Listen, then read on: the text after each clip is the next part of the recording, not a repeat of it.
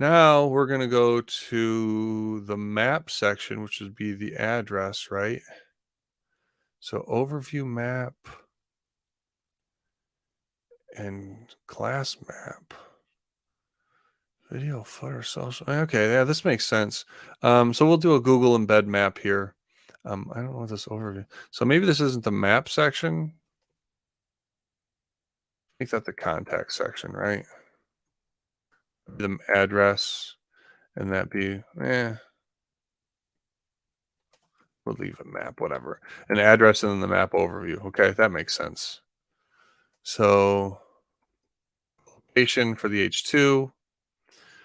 I'm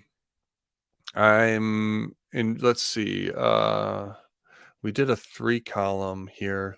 Let's go ahead and we'll do a 2-column down below. How would we do this? Typically this would look like a 2-column, right? A address over on one side and then a map on the other side. So yeah, let's do that. We're gonna do display flex again. So we're actually gonna want to wrap these. We're gonna want to wrap these 2 elements, these 2 divs, with another div that have the class of deflex. That way we can treat those 2 elements as flex items and get them to hang out horizontally, right? So right now, if I put address here and then map embed here, boom, boom, boom. We got them hanging out next to each other. If this was not deflex, on top. So we got them hanging on next to each other. Cool, cool, cool. Address, we can probably get away with something like there is an HTML tag for address. And it's styled a little bit differently. And honestly, I'm not even going to use it right now. Just know it exists. But paragraph block, right? 123 Main Street. Changing that to contact. Because there would be an actual address tag that you would use. So this is the contact information. Phone, physical address is part of that, right? Florida, Florida. 1, 2, 3, 4, 5. Also in here is probably like the web address, mysite.com, something like that. Enough. Would we make that a link? We probably wouldn't make that a link. And then we need the map. So let's go here. There's our address showing up. We need our map. So maps, google.com. Oops. Maps. Let's go. Let's go. Let's go. Siesta Key. Love Siesta Key. It's a beautiful place. But I don't know if it's still the same. Still the same. Ba-ba-da-ba-da-ba-do-do-do. So let's go ahead and copy this HTML. Go to our VS Code. I'm going to put this in this map embed or overview map class. And this is the iframe that we copied over. It does have a width of 600 pixels. I'm fine with that. It does have a height. Fine with that. All right, we can leave all of this the same. And here we go. Here we go. Oops. Yep. Sorry, folks. I'm bouncing. But there's the map. And there is the location. We do know that was 600. Why don't we? Let's change that. Yeah, widths are weird. Let's just make it 50%.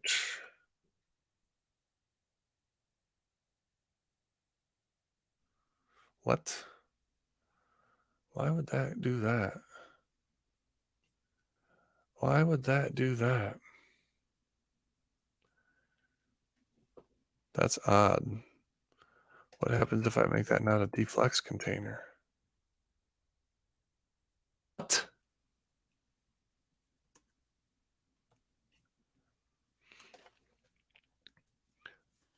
Why would making that a flex container shrink that down to 50%? Why would that do that? Let's go in here and let's select the class overview map. If we set the width of 50% here,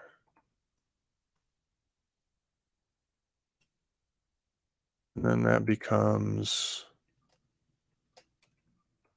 100%. Okay. So what we did is I made the width of the iframe 100%. And then because there's an overview dash map class that's wrapping that iframe, I went in then and set the class overview map width to 50%. So now this being set to 50% of the body as is constraining this iframe to 100% of the size of this, which is 50%. Here's our 50%. Here's our two friends hanging out together here. Let's do this. We've got this contact class. We want that to be a width of 50% as well. I'm going to combine. Since we know those two things are hanging out together, I'm fine for this for right now, for the sake of sanity here. And I'm adding another class. So this comma means both the overview map class and the .contact class. We're going to apply that with property 2. And there we go. Here's a beautiful 50% between these things. And if we wanted to maybe center this text here, let's center that in the middle. How do we want to do that? We're going to add a class. We'll just add it here where we need it. Text center. We're going to need other places as well. And then we're going to go text align center. And then we can apply this to the contact class, text center. And I'll show this again. Yep, there we go. Because font properties are inherited down through the descendants. So because these paragraph blocks are the children of this div with a class text center, we're applying that style, which does text align center via this utility class to this div, which makes all of its children hang out beautifully on the center of the page horizontally. Vertically centering is a little bit different here. Because this is a Flex container, we can do something like justify content center. Will that work? Wait a second. No, that's not going to work. Back to where we were when we were looking at the centering this text vertically. So we've got this is display flex, and then we've got this these contact. We want to apply the display flex here, and this will be interesting. So yeah, okay. So this is how we're going to center this text vertically. We're going to specifically treat these elements like flex items so we can arrange them differently. That's going to have us create another flex container, which we're doing here with this deflex. And yes, you can have a flex container inside of a flex container. That's not a problem. What we're going to do then is we're going to use some new Flexbox things to make that like we want it to work like we want it to. And that'll be a good introduction because you'll see, trust me. So now these things are hanging out horizontal because that's what Flexbox does by default. We want these to go in a column. We're going to come here and we're going to create the class called Flex column. And the property for this is Flex direction column. Again, we've got a utility class. We can take this one thing here and we're going to apply it to this contact container. Flex column is the one we created. And now here we go. Boom. Boom. They're hanging out in the column. Now we want to justify our content again. I believe, where did we look here? We used that somewhere else in our CSS, right? The justify. Justify content space between. Yeah. So we're going to use that justify content again. And we're going to do that here to the contact. So let's go ahead and we'll select the contact. We'll do that contact, and we're going to justify content center, and there it hangs out in the center. This also then lets us do some other stuff here, because I'd probably want to do something like this, right? Background color blue, uh, color light. I don't know, font size for sure. Let's do like 50 pixels. Boom. Oh god. Hey, 1990 called once its gross ass website back. Holy mackerel. There we go. Let's not use blue. Let's go ahead and do Adobe color. Actually, if you want good color palette, don't go to Adobe color. I'll go to, oh my goodness, computer today.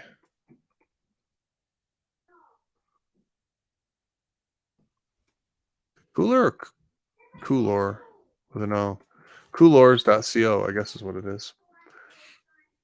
We're just going to grab a quick color palette because we're not going to mess around with it too much. Explore trending palettes, not wood palettes, although wood palettes are phenomenal. That's a beautiful beach. We love the orange. It's copied to the clipboard. That's all I got to do. I could favorite if I want to.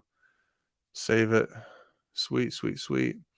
Let's go here back to our code. We will set the background color hexadecimal that, and then we'll go check and see how what we look like. And that's probably going to be gross, but that's okay. Big white text, whether or not that passes a contrast checker, I don't know, but you know how we find out? We go to WebAIM contrast checker.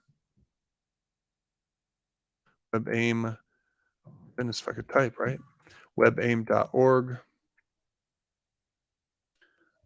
Search for contrast checker, or you put that up in the search in the address bar when you're searching. But this gives us a pretty cool tool. 4 and 3 and 2 and 1. Contrast checker is so much fun. Foreground color, we'll give it that hex code. Actually, it's our background color. We'll give it that hex code. Our foreground color, 1:1 is the worst contrast ratio ever. It means there is no contrast ratio. 1, 2, 3, 4, 5, 6 hexadecimal. Ooh, that fails too. We should do things the right way, even when we're playing and practicing. So let me go back to that color palette.